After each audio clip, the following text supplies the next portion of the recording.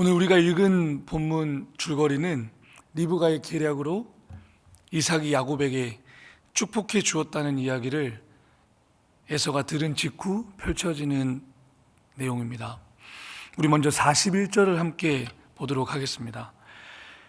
그의 아버지가 야곱에게 축복한 그 축복으로 말미암아 에서가 야곱을 미워했다고 말씀합니다.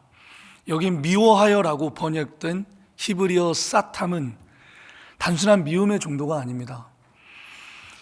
우리말에 뼈에 사무치도록 원한이 맺히다 라는 표현을 알고 계실 텐데요, 그 정도의 마음의 감정 상태를 말합니다.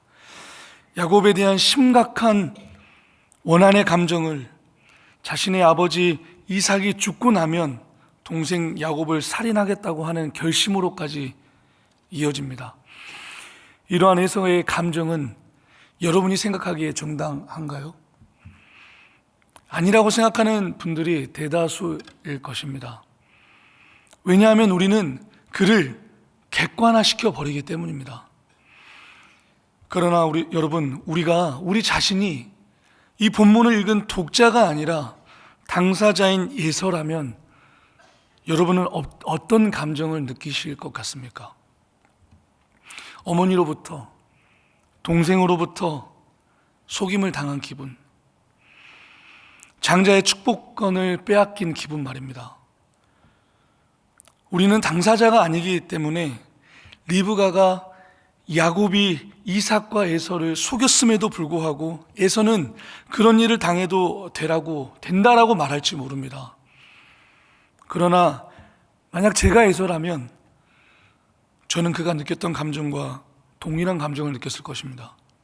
왜냐하면 객관화가 아닌 주관화, 즉 남의 일로 가볍게 여기던 것이 내 자신의 일로 다가왔을 때는 그 무게감 자체가 다르기 때문입니다. 저는 이 본문을 읽으면서 창세기 50장 말씀이 생각났습니다. 오늘 본문과 비교해서 읽으면 더 큰 울림이 있겠다는 생각이 들어서 함께 보면 좋을 것 같습니다. 창세기 50장 15절 우리 함께 읽도록 하겠습니다. 요셉의 형제들이 그들의 아버지가 죽었음을 보고 말하되 요셉이 혹시 우리를 미워하여 우리가 그에게 행한 모든 악을 다 갚지는 아니할까 하고, 여기서 미워하여라는 단어가 오늘 우리가 읽은 27장 41절에 그 미워하여라는 그 단어와 동일한 단어입니다. 사탐이라는 단어입니다. 여러분, 요셉이 자신을 팔아넘긴 형들에 대한 마음이 단순한 미움으로 그쳤을까요? 형들에 대한 배신감, 분노가 극에 달하지 않았을까요? 뼈에 사무치는 원한이 그의 마음에 있지 않았겠습니까? 그래서 요셉의 형제들은 자신들이 요셉을 노예로 팔아버린 데 대하여 요셉이 그의 마음속에 깊은 원한을 불태우고 있었을 것이라고 오해하고 근심합니다. 요셉이 뼈에 사무칠 정도의 원한이 우리에게 있을 텐데 우리는 이제 어이없고 우리 아버지가 돌아가셨으니 이제 우리가 그에게 행했던 모든 악을 우리에게 되갚지는 않을까? 여러분들이 만약 요셉이었다면 어떻게 했을 것 같습니까? 여러분에게 그 사무친 원한을, 뼈에 사무치도록 그 원한을 가지고 있던 그 원한을 갚을 수 있는 능력이, 힘이 여러분에게 있습니다. 여러분 어떻게 하겠습니까? 에서와 요셉의 공통점은 두 사람 모두 가족으로부터 속임을 당하고 배신을 당했다는 것입니다. 차이점은 에서는 원한을 품고 살인을 하겠다는 결단으로까지 이어지도록 자신의 감정을 허용했다는 것입니다. 그러나 요셉은 모든 것을 용서했습니다. 여러분, 그런데 사실 용서한다는 것이 그리 간단한 문제가 아닙니다. 나의 아버지를, 나의 어머니를, 나의 남편을, 나의 아내를, 나의 자녀를, 나의 형제요, 나의 자매를 생각만 해도 말로는 표현할 수 없는 분노가 내 안에서 치밀어 오르는데 용서가 그리 쉽게 될 일이 없죠. 제 이야기를 하는 것을 양해해 주십시오. 저는 올해로 예수님을 믿게 된 지 11년 차 되었습니다. 저는 제 아버지를 용서하기까지 30년이라는 시간이 걸렸습니다. 예수님을 믿게 되고 나서도 아버지가 용서되지 않았습니다. 아니, 용서하고 싶지 않았습니다. 그러나 제게는 용서할 힘이 없다는 것을 깨닫게 되었습니다. 여러분, 요셉이 자신의 형들에 대한 원한을 자신의 힘으로 용서한 것 아닙니다. 자신의 인생 속에서 역사하셨던 그 하나님의 신실하심과 은혜로우심, 긍휼하심, 자비로우심, 그것을 경험하였고 보았기 때문에 요셉이 그의 형제들을 용서할 수 있게 된 것입니다. 여러분, 만약 하나님께서 죄와 허물로 죽어야 마땅한 우리를 용서해 주지 않으셨다면 우리는 어떻게 되었을까요? 하나님께서 우리 주 예수 그리스도를 통하여 미움을 사랑으로 바꾸셨기에 우리에게 참된 소망이 생기게 된 것 아닙니까? 우리가 하나님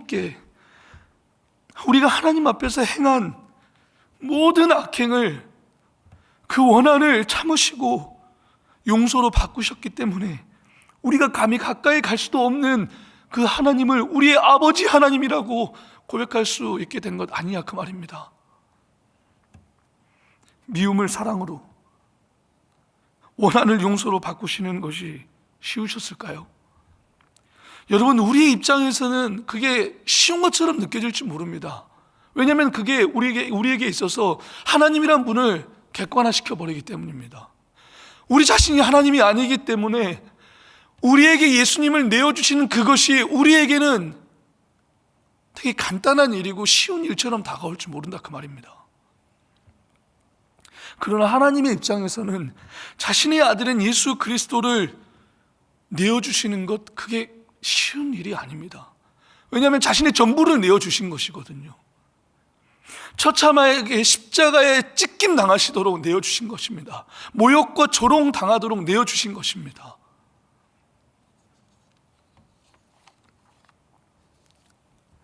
여러분, 우리는 하나님께서 우리에게 예수 그리스도를 내어주신 것을 객관화가 아닌 주관화로 여겨야 됩니다.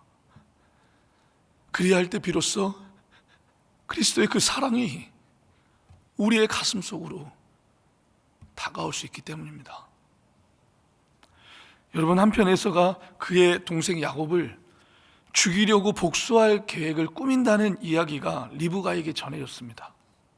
그리고 그녀는 다음과 같은 대안을 야곱에게 제시합니다. 42절부터 45절까지 우리 함께 읽었으면 좋겠는데요, 42절부터 45절까지 함께 읽겠습니다. 맏아들 예서의 이 말이 리브가에게 들림에 이에 사람을 보내어 작은 아들 야곱을 불러 그에게 이르되 내 형 에서가 너를 죽여 그 한을 풀려 하니 내 아들아, 내 말을 따라 일어나 하란으로 가서 내 오라버니 라반에게로 피신하여 내 형의 노가 풀리기까지 몇 날 동안 그와 함께 거주하라. 내 형의 분노가 풀려 내가 자기에게 행한 것을 잊어버리거든 내가 곧 사람을 보내어 너를 거기서 불러오리라. 어찌 하루에 너희 둘을 잊으리라. 여러분, 44절에 몇 날 동안의 동그라미를 한번 치시겠습니까? 리브가가 판단하기에는 야곱을 자신의 오라버니 라반에게로 보내는 것이 그녀가 생각하기에는 그게 최선이라고 생각했습니다. 안타까운 것은 그녀의 선택과 결정과 판단, 그 어디에도 하나님을 발견할 수 없다는 것입니다. 몇 날이 지나면 에서의 분노가 가라앉을 것이라고 생각했던 그녀의 예상은 철저하게 틀렸습니다. 하나님은 야곱을 20년이 지나고 나서야 이삭을 돌아오게 합니다. 야곱은 외삼촌 두 딸을 위하여 14년을, 그리고 외삼촌의 양떼를 위하여 6년을 봉사하게 합니다. 35장 27절부터 29절에 이르려면 야곱이 자신의 아버지 이삭에게로 돌아와서 아버지를 만났다는 내용이 쓰여 있습니다. 그러나 리브가에 대한 언급은 어디에서도 찾아볼 수 없습니다. 그녀는 하나님의 방식이 아니라 자기 방식에서, 자기가 생각했던 최선이라고 생각했던 그 방식을 꺼내들었습니다. 하나님이 없습니다. 그러나 자기 방식에서 비롯된 행동으로 하여금 자신이 가장 사랑했던 아들 야곱과 생이별을 하게 되는 상황을 맞이합니다. 그리고 그녀는 자신의 생전에 야곱을 보지 못합니다.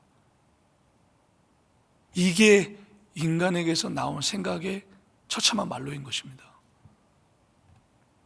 여러분, 우리가 누군가의 인생을 매니플레이트하는, 그러니까 조종하려고 하는 것으로부터 돌아서야 됩니다.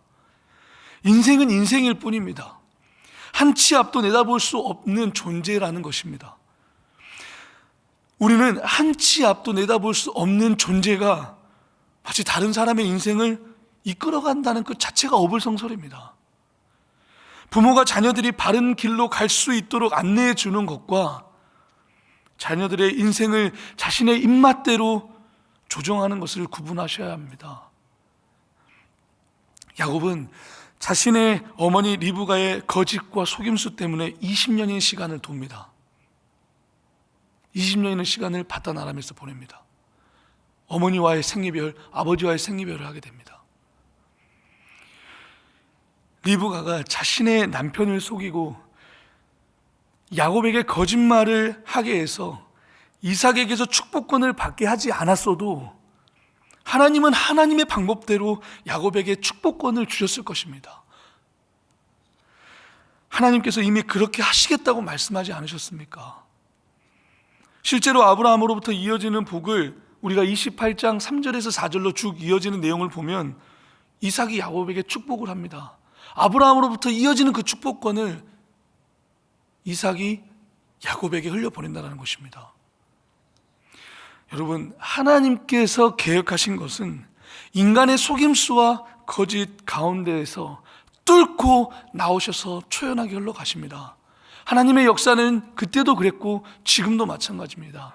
인간이 아무리 속임수와 거짓으로 난무하게 펼쳐질지라도 하나님의 계획과 뜻은 그 속임과 거짓을 뚫고 나오시는 것이 하나님의 계획이십니다. 그 하나님의 계획을 우리가 신뢰하고 믿고 나아갔으면 좋겠습니다. 오늘 본문이 28장 29절까지인데요. 이삭이 야곱에게 축복을 하고 난 이후에 바단 아람으로 보내는 그 이야기를 다시금 에서가 듣게 됩니다. 우리 함께 6절에서 9절까지 함께 읽었으면 좋겠는데요. 에서가 이 전반적인 상황을 다시 다 보게 됩니다. 6절부터 함께 9절까지 읽었으면 좋겠습니다. 에서가 본즉 이삭이 야곱에게 축복하고 그를 바단 아람으로 보내어 거기서 아내를 맞이하게 하였고 또 그에게 축복하게 명하기를 너는 가나안 사람의 딸들 중에서 아내를 맞이하지 말라 하였고 또 야곱이 부모의 명을 따라 바단 아람으로 갔으며 에서가 또 본즉 가나안 사람의 딸들이 그의 아버지 이삭을 기쁘게 하지 못하는지라. 이에 에서가 이스마엘에게 가서 그 본처들 외에 아브라함의 아들 이스마엘의 딸이요 느바요스의 누인 마할렛의 아내를 맞이하였더라. 여러분, 예서는 26장 35절에서 지금 오늘 우리가 읽은 28장 9절까지 사실은 토막으로 이어집니다. 예서가 26장 35절에서 가나안 땅의 여인의 두 사람을 아내로 맞이합니다. 이미 하나님의 통제권 밖으로 나가버린 사람입니다. 이미 에서와 리브가의 통제권 밖으로 나가버린 사람입니다.